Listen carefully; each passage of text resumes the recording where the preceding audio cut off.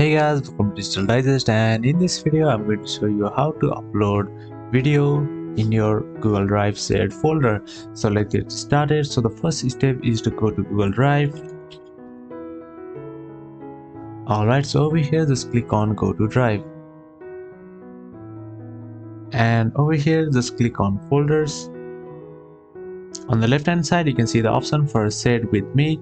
So here contains all the shared folder, and here you can see we have a theme1 folder that has been shared to us. So now all you have to do is click over here and then upload video. So I'm just going to do that.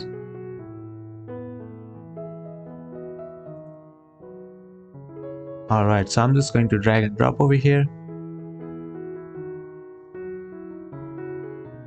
and there you go, my video has been uploaded to the shared folder.